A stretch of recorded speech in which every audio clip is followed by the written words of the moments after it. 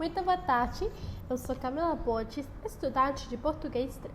E agora vou declamar um poema que foi escrito por mim e logo vou dizer alguns aspectos do poema, como a métrica, os tipos de versos e de estrofes. Agora, o nome do poema é Estranhos. Aqui está uma das coisas que ela não lerá, mas um poema para um saco de cartas sem me enviar. Expressar meus sentimentos nunca foi fácil para mim, mas agora é mais simples, apesar de ela não estar aqui. Há alguns anos, pela rua ouvi passar. Fiquei paralisado, não conseguia nem respirar. O vento sussurrou seu nome e eu voltei a olhar para ele. Depois de tanto tempo, seu rosto ainda era solene. Ele e eu nos amamos, mas nos apagamos como velas. Ele saiu do meu lado porque não agi com cautela. Posso dizer que ele é o maior anseio de meu coração.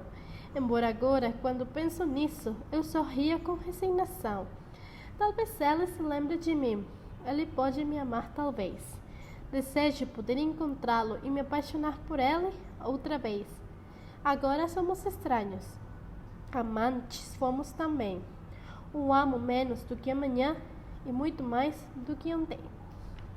Bom, agora como os aspectos.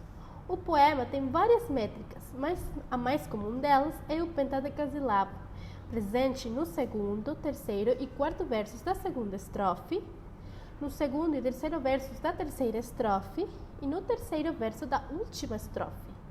A segunda métrica mais comum são os versos octonais, presentes na terceira e quarta linhas da primeira estrofe e na primeira linha da terceira estrofe. Os seguintes são os octodecasílabos, na última linha da terceira estrofe e na segunda linha da quarta estrofe. Em seguida estão os versos tetradecasilábicos, na segunda linha da primeira estrofe e na quarta linha da quarta estrofe.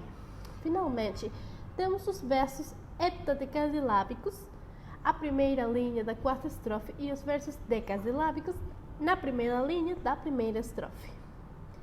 O poema tem uma estrutura de verso livre, ou seja, as linhas não têm a mesma métrica.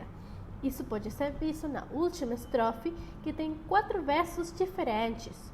O primeiro é heptadecasilábico, o segundo é octodecasílabo, o terceiro é pentadecasílabo e o último é tetradecasílabo. O poema consiste em 4 quadras, ou seja, 4 estrofes com 4 linhas, respectivamente. Todas as estrofes são compostas por medidas diferentes em seus versos. Um exemplo é a última estrofe, que tem um verso de 17 sílabas poéticas, um de 18, um de 15 e um de 14, mas todas rimam. O sistema de rimas usado no poema é o de rimas emparelhadas, ou seja, aquelas na primeira e na segunda linhas do verso e na terceira e na quarta linhas do verso, também chamado AA, BB, CC. Na segunda estrofe, por exemplo, a primeira e a segunda linha terminam em ela, enquanto a terceira e a quarta linha terminam em ao. Agora vamos com as figuras literárias. A primeira figura literária foi a hipérbole. Na segunda linha da segunda estrofe, quando eu disse, fiquei paralisada, não conseguia nem respirar, pois é impossível ficar completamente paralisado. A segunda figura é a personificação, que consiste em atribuir propriedades humanas a um objeto inanimado. No terceiro verso da segunda estrofe, o vento sussurrou seu nome.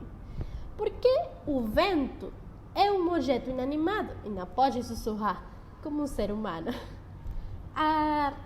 As últimas figuras da linguagem usadas foram a símile e a metáfora.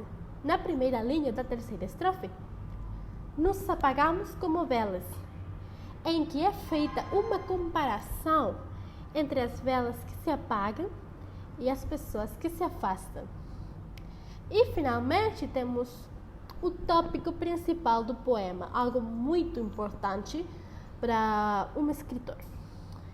No meu caso, o tema principal de meu poema é a saudade e o amor que uma pessoa sente por alguém que já não está em sua vida, graças aos erros que a mesma pessoa cometeu. O poema comenta sobre o passado e como é agridoce saber que duas pessoas que um dia se amaram agora somente são estranhos, que não se reconhecem quando passam um pelo outro. Muito obrigada, espero que tenham gostado de meu poema. Tchau!